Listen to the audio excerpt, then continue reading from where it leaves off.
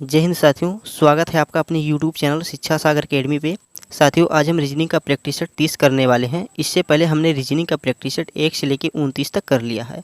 तो जितने भी स्टूडेंट चैनल पर नए हैं उनसे विनती है कि आप चैनल के अंदर जाइए और रीजनिंग का प्रैक्टिस सेट 1 से लेकर 29 तक जरूर देखिए, क्योंकि जितने भी प्रैक्टिस सेट के प्रश्न करवाए गए हैं एग्जाम से रिलेटेड प्रश्न हैं। और साथियों, यह class special Uttar Pradesh police तथा आरपीएफ कांस्टेबल के बच्चों के लिए है। साथ ही जो बच्चे एसएससी की तैयारी कर रहे हैं उनके लिए भी यह क्लास काफ़ी इंपॉर्टेंट है। तो स्पेशल क्लास साथियों एसएससी, यूपीपी तथा रेलवे के बच्चों को ध्यान में रख के रीजनिंग का प्रैक्टिस सेट स्टार्ट किया गया है।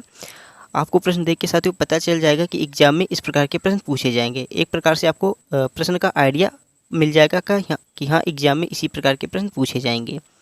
तो क्लास काफ़ी इंपॉर्टेंट होने वाली है। आपसे विनती है कि अगर आप चैनल पर नए हैं तो चैनल को सब्सक्राइब करके बेल आइकन को ऑन कर लीजिए। साथ ही इस वीडियो का लिंक अपने दोस्तों के पास शेयर करना मत भूलिएगा। चलिए अब हम बिना किसी देरी के प्रश्नों की ओर बढ़ते हैं। स्क्रीन पे आपको प्रश्न नंबर 1 दिख रहा होगा। प्रश्न है, निम्नलिखित श्रृंखला में प्रश्नवाचक चिन्ह के स्थान पर कौन सी संख्या आएगी। बहुत ही बढ़िया प्रश्न है। निम्नलिखित श्रृंखला में प्रश्न चिन्ह के स्थान पर कौन सी संख्या आएगी। यहाँ पे 16 लिखा गया, 30 लिखा गया, 62 लिखा गया, 122 लिखा गया, फिर 246 लिखा गया।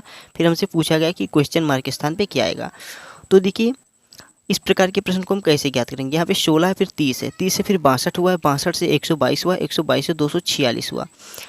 साथियों इस प्रकार के प्रश्न को कैसे हम ज्ञात करेंगे। देखिए अगर हम 16 है, 16 से 30 हमें कैसे बनाना। तो देखिए अगर हम 16 है, फिर 16 से अगर हमें 30 बनाना है तो 16 को हम 2 से मल्टीप्लाई करेंगे। तो 2 से मल्टीप्लाई करने पे कितना होता है, तो 16 दूना होता है 32, और 32 में से अगर हम 2 माइनस करेंगे तो क्या आएगा, हमें मिलेगा 30। तो ठीक इसी प्रकार से साथियों अब हम 62 का देख लेते हैं। अब यहाँ पे हम 30 का मल्टीप्लाई किससे करेंगे। जिस प्रकार हमने 16 का मल्टीप्लाई 2 से किया है, अब इस प्रकार 62 को हमें बनाने के लिए 30 से मल्टीप्लाई करना पड़ेगा। तो यहाँ पे हम 30 से मल्टीप्लाई 2 से करते हैं। तो 30 दूना कितना होता है, तो 30 दूना होता है 60, और यहाँ पे क्या लिखा गया, तो यहाँ पे लिखा गया 62। तो इसमें अब क्या किया गया, तो +2 किया गया, +2 करके यहाँ पे साथियों 62 लिखा गया। अब आपको तरीका पता चल गया होगा कि पहले 16 दूना मतलब 2 से गुणा होता है, फिर उसके बाद में -2 होता है, फिर उसके बाद में 2 से गुणा होता है, फिर प्लस उसमें 2 जोड़ा जाता है।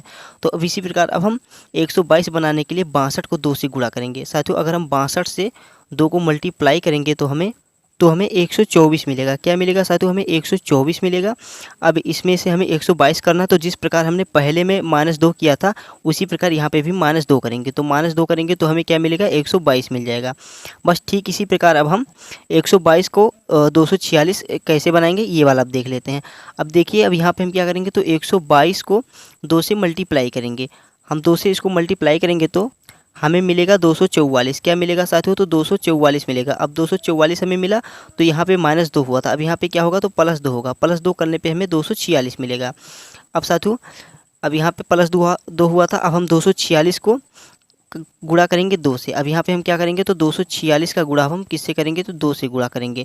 अब जिस प्रकार से हमने पहले -2 किया, फिर +2 किया, फिर -2 किया, तो यहाँ पे भी +2 किया। अब यहाँ पे क्या होगा, यहाँ पे हमारा -2 होगा। तो साथियों 246 गुणे 2 बराबर कितना होता है, तो होता है 492। कितना होता है, 492। अब हमें यहाँ पे -2 करना पड़ेगा। -2 करने पे हमें उत्तर मिलेगा 490। अब 490 हम देखते हैं ऑप्शन में कौन से ऑप्शन में मिल रहा है, तो 490 ऑप्शन ए में मिल रहा है। तो ऑप्शन नंबर ए इसका सही उत्तर हो जाएगा। बहुत ही बढ़िया प्रश्न था साथियों। पहले हमने 16 को 2 से मल्टीप्लाई किया तो 32 हुआ, 32 से -2 किया। उसके बाद में हम 30 को 2 से मल्टीप्लाई करें, फिर हमें 60 मिला, फिर 60 को +2 किए। एक बार हमें -2 करना है, एक बार +2, एक बार -2, एक बार +2। इसी प्रकार से ये वाला तरीके से इसका उत्तर आएगा। तो आशा करता हूँ इसका उत्तर आपको समझ में आ गया होगा। चलिए हम प्रश्न नंबर 2 की ओर बढ़ते हैं। स्क्रीन पे प्रश्न नंबर 2 है। बहुत ही बढ़िया प्रश्न है। प्रश्न है, उस शब्द युग्म का चयन करें जिसमें 2 शब्दों के बीच ठीक वही संबंध है जो संबंध दिए गए युग्म के 2 शब्दों के बीच है। देखिए यहाँ पे पाँव का संबंध मोजे से है। ठीक इसी प्रकार 4 ऑप्शन दिए हैं। इन चारों ऑप्शन में जैसे पाँव का संबंध मोजे से मिल रहा है उसी प्रकार से इनका संबंध मिल रहा होगा। तो जो संबंध मिलेगा तो वही उसका उत्तर आ जाएगा। अब देखिए साथियों यहाँ पे ऑप्शन ए देखते हैं। यहाँ पे ऑप्शन ए है अंगुली नाखून। तो साथियों अंगुली जो होती है, अंगुली में नाखून पाई जाती है, बट यहाँ पे साथियों वस्त्र यानी कोई भी चीज़ पहनने की बात हो रही है। जैसे मोजा जो होता है उसको हम पाँव में पहनते हैं। तो ठीक इसी प्रकार अब अंगुली जो है यह साथियों प्राकृतिक है और नाखून जो अंगुली में निकलता है ये प्राकृतिक रूप से है, तो इसलिए यह नहीं होगा। अब ऑप्शन बी देखते हैं, तो ऑप्शन बी है सिर फिर पगड़ी। तो साथियों सिर में हम पगड़ी पहनते हैं, जिस प्रकार पाँव में मोजे पहनते हैं उसी प्रकार सिर में हम पगड़ी को पहनते हैं, तो इस कारण ऑप्शन नंबर बी इसका सही उत्तर हो जाएगा। तो option number B is the right answer. आओ ऑप्शन नंबर सी भी देख लेते हैं, तो ऑप्शन नंबर सी है पैर फिर बनियान। तो साथियों बनियान को हम शरीर में पहनते हैं ना कि पैर में पहनते हैं, तो ये भी इसका नहीं होगा। फिर पेट में हम क्या पैंट को थोड़ी पहनते हैं साथियों, पैंट को हम पैरों में पहनते हैं, तो ऑप्शन नंबर डी भी इसका गलत उत्तर हो जाएगा। तो इस प्रश्न का सही उत्तर है ऑप्शन नंबर बी सिर पगड़ी। चलिए अब हम प्रश्न नंबर 3 की ओर बढ़ते हैं।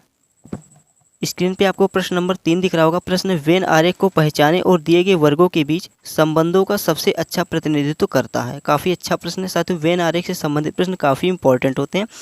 अब तक के जितने भी प्रैक्टिस सेट करवाए गए हैं उनमें वेन आरेख से संबंधित 2 या 3 सवाल डेली प्रैक्टिस सेट में करवाया गया है।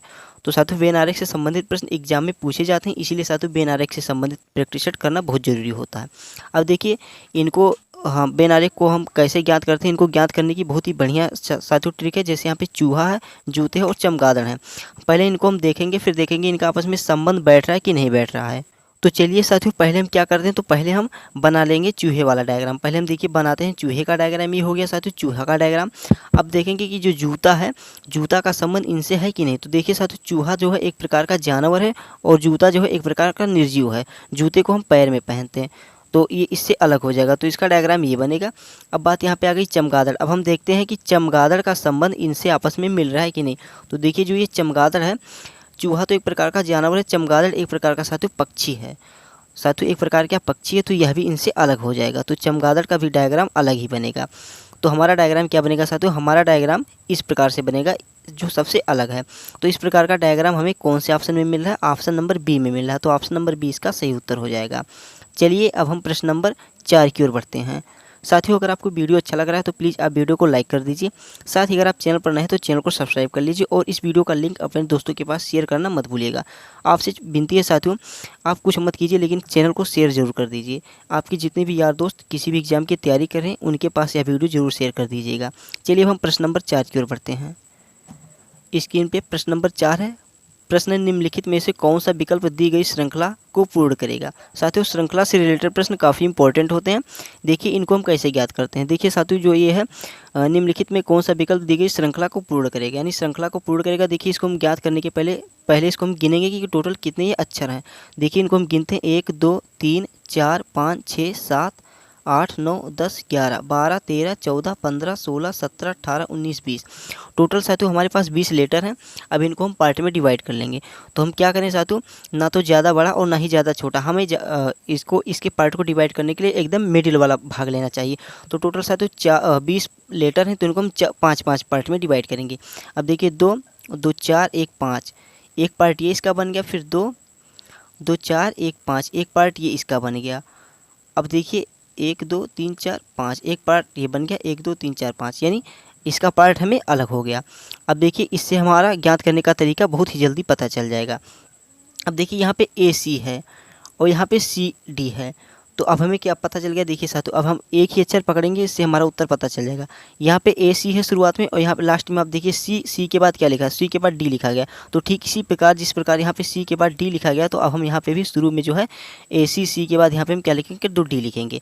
अब हमें कुछ तरीका पता चला साथियों, हमारी श्रृंखला किस प्रकार से बनी, ACDB हमारी श्रृंखला कैसे बनी, तो साथियों ACDB। अब हम देखेंगे कि B के बाद कौन सा अक्षर आता है। अब हम कहाँ पे जाएंगे साथियों, अब हम देखेंगे B के बाद कौन सा अक्षर आता है। अब देखिए यहाँ पे D के बाद B है, तो B के बाद हम अब यहाँ पे क्या आएगा, तो देखिए B के बाद यहाँ पर हम A को लेंगे। तो देखिए अब ACDBA, अब हमारा तरीका क्या बना साथियों, ACDBA। तो अब यहाँ पे हम क्या है AC, अब यहाँ पे भी D करेंगे, फिर यहाँ पे भी B करेंगे। अब यहाँ पे हम A के बाद C आएगा, फिर CD, फिर B, A के बाद फिर यहाँ पे क्या है साथियों, तो A के बाद है, अब यहाँ पे CD है, तो देखिए अब यहाँ पे हम A लिखेंगे, ACD, फिर यहाँ पे B करेंगे, फिर A करेंगे। तो हमारा तरीका क्या बना, ACDBA। अब हमारा ये वाला तरीका बना था ACDBA। तो हम देख लेते हैं कि हमने श्रृंखला में क्या भरा। हमने श्रृंखला में भरा D भरा, A भरा, D भरा, B भरा, C भरा, B भरा, A भरा, फिर B भरे, फिर A भरा। तो इस प्रकार से हमारा कौन सा ऑप्शन में मिल रहा है, DAB, DADB। DA DB CA AB CA AB BA। तो हमारा ऑप्शन में देखेंगे तो साथियों ऑप्शन नंबर ए में मिला, तो ऑप्शन नंबर ए इसका राइट आंसर हो जाएगा। चलिए अब हम प्रश्न नंबर 5 की ओर बढ़ते हैं। स्क्रीन पे प्रश्न नंबर 5 है। प्रश्न निम्नलिखित प्रश्न में उस नंबर का चयन करें जिसे दिए गए विकल्प में से प्रश्न चिन्ह के स्थान पर रखा जा सकता है। काफ़ी अच्छा प्रश्न साथियों, इससे संबंधित प्रश्न एग्जाम में जरूर पूछे जाते हैं, काफ़ी इंपॉर्टेंट साथियों। इसको आप ध्यान में रख के चलिएगा कि इस प्रकार के प्रश्न जरूर एग्जाम में पूछे जाएंगे। देखिए जिस प्रकार से यहाँ पे 48 लिखा गया है, यहाँ पे 63 लिखा गया है, फिर ठीक यहाँ पे क्वेश्चन मार्क के स्थान पे क्या लिखा जाएगा। देखिए इस प्रकार के प्रश्न को हम कैसे ज्ञात करेंगे। यहाँ पे अब क्या है, 7 है, 6 है, 3 है। 7 और 6 3 को क्या किया गया है कि यहाँ पे 48 लिखा गया है। तो देखियो साथियों इसको हम क्या करेंगे, पहले इसको हम आपस में जोड़ लेते हैं। जोड़ने के बाद देखते हैं हमारा कितना आता है। तो 7 6 13 और 13 3 कितना होता है 16। अब इनको हम आपस में ऐड किए तो हमें 16 मिला। अब 16 से हमें 48 बनाने के लिए क्या करना पड़ेगा, तो 3 से मल्टीप्लाई करना पड़ेगा। मल्टीप्लाई करने पे हमें 48 मिला। ठीक इसी प्रकार इनका भी हम आपस में जोड़ लेते हैं। 9 4 9 13 और 13 8 21 21 हुआ। 21 को हम 3 से मल्टीप्लाई करेंगे तो 21 3 63 होता है। बस ठीक इसी प्रकार अब हम इनको भी ऐड कर लेंगे। हमारा तरीका पता चल गया साथियों, जोड़ के 3 से गुणा करना है। अब देखिए 2 5 7 और 7 14 14 हो गया साथियों। अब 14 को हम 3 से मल्टीप्लाई करेंगे तो 3 से मल्टीप्लाई करने पे 14 तियाँ कितना होता है, 14 तियाँ 42 होता है। तो ऑप्शन नंबर डी में 42 है, तो ऑप्शन नंबर डी इसका सही उत्तर हो जाएगा। चलिए अब हम प्रश्न नंबर 6 की ओर बढ़ते हैं। स्क्रीन पे प्रश्न नंबर 6 है। प्रश्न एक निश्चित कोड भाषा में BLADE को LBAED लिखा जाता है तो उसी कोड भाषा में TABLE को लिए क्या कोड है। बहुत ही बढ़िया प्रश्न। देखिए ब्लेड को LBAED लिखा जाता है, उसी कोड में टेबल के लिए क्या कोड है। देखिए इस प्रकार के प्रश्न को हम कैसे ज्ञात करेंगे। अब यहाँ पे देखिए B है, L है, A है, D है, E है। इसे क्या लिखा गया, तो इसे लिखा L लिखा गया है, B लिखा गया है, A लिखा गया है, E लिखा गया है, D लिखा गया। अब देखिए हमें क्या पता चल रहा है, देखिए एक प्रकार से इसका क्रॉस रेफरेंस कर दिया गया। देखिए यल को पहले यहाँ पे लिख दिया गया, फिर बी को यहाँ पे लिख दिया गया, फिर ए को वैसे ही बीच में रहने दिया गया, फिर डी को यहाँ पे, फिर ई को यहाँ के, तो इसको क्रॉस करके लिखा गया। देखिए अब इसी प्रकार हम टेबल का भी लिख लेंगे। अब यहाँ पे हम TABLE हम टेबल का बना लेते हैं। तो देखिए अब हम ए को पहले लिखेंगे, टी को बाद में लिखेंगे, अब बी को हम ऐसे ही रहने देंगे, फिर ई को हम पहले लिखेंगे, एल को बाद में लिखेंगे। तो हमें उत्तर मिला क्या, ATBEL। ATBEL ऑप्शन में कौन सा है, तो ऑप्शन नंबर बी में मिला है। तो ऑप्शन नंबर बी में है साथियों ATBEL, तो ऑप्शन नंबर बी इसका सही उत्तर हो जाएगा। चलिए अब हम प्रश्न नंबर 7 की ओर बढ़ते हैं। स्क्रीन पे प्रश्न नंबर 7 है। प्रश्न एक निश्चित कोड भाषा में माउस को FTVPN लिखा जाता है तो उसी कोड भाषा में ROPED के लिए क्या कोड है। बहुत ही बढ़िया प्रश्न है। देखिए माउस को FTVPN लिखा जाता है, उसी कोड भाषा में ROPED के लिए क्या कोड है। यहाँ पे यम है और यहाँ पे F है। तो पहले साथियों यम तो बड़ा होता है, F छोटा होता है, तो बड़े से छोटे क्रम में किस प्रकार लिखा गया है। तो देखिए इसको हम कैसे ज्ञात करेंगे। एक मिनट साथियों, अगर हम ध्यान से देखेंगे तो जो यहाँ पे ई लिखा है, अगर लास्ट से साथियों इसको लास्ट से एक ऐड करके लिखा गया। ई से साथियों एफ लिखा गया है, लास्ट से साथियों इसको ऐड किया गया। एस से टी होता है तो टी लिखा गया है, यू से वी होता है तो यहाँ पे वी लिखा गया है, ओ से पी होता है, यानी लास्ट के एक एक अंक को ऐड करके लिखा गया है। तो यहाँ पे क्या है साथियों, यहाँ पे हम लिख लेते हैं, हमसे क्या पूछा गया, तो ROPED का पूछा गया था, तो ROPED का पूछा गया था। अब हम क्या करेंगे, तो हम लास्ट में प्लस एक ऐड करके इसको जोड़ेंगे। अब डी के बाद हम क्या आता है, तो डी के बाद ई आता है, ई के बाद एफ आता है, और पी के बाद क्यू आता है, ओ के बाद पी आता है, आर के बाद यस आता है। तो हमें उत्तर मिला EFQPS। तो ऑप्शन में देखते हैं कौन सा ऑप्शन मिला, EFQPS, ऑप्शन नंबर बी मिला। तो ऑप्शन नंबर बी इसका सही उत्तर हो जाएगा। बहुत बढ़िया प्रश्न था साथियों, काफ़ी अच्छा प्रश्न था। एग्जाम में कई बार इस प्रकार के प्रश्न पूछे जाते हैं और बच्चे होपलेस हो जाते हैं, लेकिन होपलेस नहीं होना, हमें डेली प्रैक्टिस सेट करनी है। अगर हम बार बार प्रैक्टिस सेट करेंगे तो ऐसे प्रश्न को एग्जाम में हम छोड़ेंगे नहीं, उसको जरूर करके आएंगे। तो साथियों बस आपसे एक बार और विनती है कि अगर आपको वीडियो अच्छा लग रहा है तो प्लीज़ आप वीडियो को अपने दोस्तों के पास शेयर कर दीजिए। जितना हो सके साथियों वीडियो को अपने दोस्तों के पास शेयर करना मत भूलिएगा, जितना हो सके उतना शेयर कीजिए। चलिए अब हम प्रश्न नंबर 8 की ओर बढ़ते हैं। स्क्रीन पे प्रश्न नंबर 8 है। प्रश्न उस विकल्प का चयन करें जो तीसरे शब्द से ठीक उसी प्रकार संबंधित है जिस प्रकार दूसरा शब्द पहले शब्द से संबंधित है। बहुत बढ़िया प्रश्न है। देखिए एनोलॉजी का प्रश्न है। जिस प्रकार घोंसला का संबंध पक्षी से, ठीक उसी प्रकार महल का संबंध क्या होगा। सीधी सी बात है साथियों, घोंसला में कौन रहता है, तो घोंसले में पक्षी रहती हैं। ठीक इसी प्रकार महल में कौन रहेगा, तो महल में साथियों राजा रहेंगे। तो ऑप्शन नंबर डी इसका सही उत्तर हो जाएगा, राजा। चलिए अब हम प्रश्न नंबर 9 की ओर बढ़ते हैं। साथियों स्क्रीन पे प्रश्न नंबर 9 है। प्रश्न नीचे 4 विकल्प दिए गए हैं, 3 किसी न किसी रूप से समान है परंतु एक असमान है, तो असमान का चयन करें। यानी 4 ऑप्शन है, चारों में सभी तीनों को ऑप्शन एक प्रकार से मिल रहे होंगे, लेकिन एक ऑप्शन नहीं मिल रहा होगा, तो जो ऑप्शन नहीं मिल रहे हैं वही इसका उत्तर हो जाएगा। हमें असमान को छांटना है। तो देखिए यहाँ पे यन टी जेड है। यन का अगर हम अल्फ़ाबेट क्रम में स्थान देखेंगे तो यन का स्थान आता है 14 नंबर पे, टी का आता है साथियों 20 नंबर पे, जेड का आता है 26 नंबर पे। अब इसी प्रकार बी का देखेंगे तो बी का दूसरे नंबर पे आता है, जी का 7 पे आता है, क्यू का स्थान है 17 नंबर पे, यल का आता है 12 नंबर पे, आर का आता है 18 नंबर पे और उसके बाद में एक्स का आता है 24 नंबर पे। अब एफ़ का देख लेते हैं तो एफ़ का स्थान आता है 6 नंबर पे, एल का आता है 12 नंबर पे और आर का आता है 18 नंबर पे। तो देखिए अब हम ध्यान से अगर देखेंगे क्वेश्चन को साथियों तो ऑप्शन को, तो सभी में 14 से 20 हुआ तो प्लस 6 हुआ है, 20 से 26 हुआ तो इसमें भी प्लस 6 हुआ है, 12 से 18 हुआ तो इसमें भी प्लस 6 हुआ है, 18 से 24 हुआ तो इसमें भी प्लस 6 हुआ है। यहाँ पे भी 6 से 12 हुआ तो इसमें भी प्लस 6 हुआ है और 12 से 18 हुआ तो इसमें भी प्लस 6 हुआ है। बट यहाँ पे 2 से 7 हुआ तो इसमें प्लस 5 हुआ, फिर इसमें प्लस 7 से 17 हुआ तो प्लस 10 हुआ। तो ये आपस में मेल नहीं खा रहे हैं, यानी सभी में प्लस 6 हो रहे हैं, बट ऑप्शन नंबर बी में प्लस 5 प्लस 10 हो रहे हैं। तो इस कारण ऑप्शन नंबर बी इनसे असमान है, तो ऑप्शन नंबर 20 का सही उत्तर हो जाएगा। B is the right answer. चलिए अब हम प्रश्न नंबर 10 की ओर बढ़ते हैं।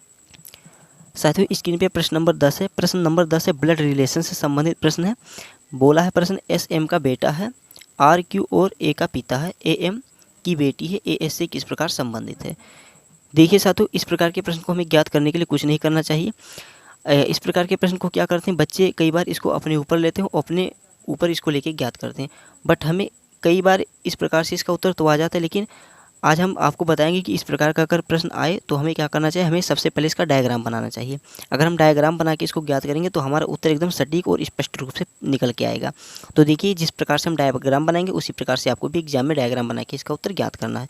देखिए प्रश्न क्या बोला है, एक एक स्टेप हम फॉलो करेंगे, हमारा उत्तर पता चलता जाएगा। देखिए बोला है एस एम का बेटा है। बात क्या किसकी हुई, तो साथियों एस की हो रही। एस कौन है, एम का बेटा है, तो एम हो गया इसका पिता, यस हो गया बेटा, तो यस बेटा हो गया तो प्लस हो गया साथियों। अब बोला है आर क्यू और ए का पिता है। आर जो है साथियों, आर को हम पकड़ेंगे, आर जो है क्यू और ए, क्यू का भी पिता है और ए का भी पिता है। अब बोला है ए एम की बेटी है। अब ए जो है साथियों, ए जो है एम की बेटी है। किसकी बेटी है, तो ये एम की बेटी है। तो एम की बेटी है तो ए इसकी पुत्री होगी और एम इसकी माँ होगी। तो आर और एम आपस में पति पत्नी हो गए। तो साथियों आपस में ये क्या हो गए, तो पति पत्नी हो गए। एम होगी पत्नी, आर होगी पति। अब बोला है ए एस से किस प्रकार संबंधित है। अब बोला है ए का संबंध एस से किस प्रकार है। तो साथियों जब एम का पुत्र यस है और एम की बेटी ए है तो किस प्रकार का संबंध आएगा। ए का संबंध पूछा तो ए का संबंध क्या है, तो एस भाई है और ए बहन है। तो ए का संबंध क्या आ जाएगा साथियों, ए एस से किस प्रकार संबंधित, तो ए एस से बहन के रूप में संबंधित है। तो ऑप्शन नंबर डी इसका सही उत्तर हो जाएगा। बहुत बढ़िया प्रश्न था। देखिए इस प्रकार के प्रश्न को हमें डायग्राम बना के ज्ञात करेंगे तो हमारा उत्तर स्पष्ट रूप से इसका सही निकल के आएगा। बस साथियों प्रश्न यहीं तक थे। आशा करता हूँ आपको वीडियो अच्छा लगा होगा। अगर आपको वीडियो अच्छा लगा तो प्लीज़ आप वीडियो को लाइक कर देना और हाँ आप कमेंट बॉक्स में बताना कि आज आपने टॉप 10 में से कितने प्रश्न सही किए। आप इसको कमेंट बॉक्स में ज़रूर बताना कि आपने आज 10 सवाल में से कितने आपके प्रैक्टिस सेट के सवाल सही हुए। आप कमेंट बॉक्स में बताना, मैं कमेंट बॉक्स को डेली देखता रहता हूँ। तो बस आपसे विनती है कि अगर आपको वीडियो अच्छा लगा तो प्लीज़ आप वीडियो को लाइक कर दीजिए। अगर आप चैनल पर नए हैं तो चैनल को सब्सक्राइब कर लीजिए। और साथियों मैं बार बार यही कहता हूँ, आप कुछ मत कीजिए लेकिन वीडियो को जितना हो सके अपने दोस्तों के पास शेयर कीजिए। जितना हो सके साथियों अपने दोस्तों के पास शेयर कीजिए, क्योंकि किसी का भला करने से भी हमारा भला होता है। तो अगर आपका दोस्त किसी भी एग्ज़ाम की तैयारी कर रहे हैं, चाहे वह एसएससी की तैयारी कर रहे हैं, चाहे रेलवे की, चाहे साथियों इंडिया लेवल में कोई भी एग्ज़ाम हो, चाहे यूपीपी किसी भी एग्ज़ाम की तैयारी करें, रीजनिंग लगभग सभी परीक्षा में पूछे जाते हैं। तो प्लीज़ आप उनके पास यह वीडियो ज़रूर शेयर कर दीजिएगा। और अगर आपको वीडियो अच्छा लगा तो वीडियो को लाइक करना और हाँ वीडियो कैसी थी यह भी कमेंट बॉक्स में बताना। और अब हम मिलेंगे कल वाली वीडियो प्रैक्टिस सेट में साथियों। कल हम प्रैक्टिस सेट 31 करेंगे। आज हमने रीजनिंग का प्रैक्टिस सेट 30 किया है। लगातार हमने शुरू से लेके साथियों 30 दिनों तक हम रीजनिंग का प्रैक्टिस सेट लेके करते चले आए। तो आज हम रीजनिंग का प्रैक्टिस सेट 1 से लेके 30 कर लिए। कल हम रीजनिंग का प्रैक्टिस सेट 31 करेंगे। तो कल वाली क्लास काफ़ी महत्वपूर्ण होने वाली है। कल वाली क्लास में आप लोग आना मत भूलिएगा। तो चलिए साथियों, मिलते हैं हम कल वाली प्रैक्टिस सेट में। क्लास काफ़ी इंपॉर्टेंट रहेगी, आप वीडियो का इंतज़ार कीजिएगा। वीडियो अपलोड होगी तो आप ज़रूर उसको देखिएगा। तो चलिए मिलते हैं कल वाली वीडियो में। तब तक के लिए जय हिंद, जय Bharat, Vande Mataram, take care, bye bye, अपना ख्याल रखना।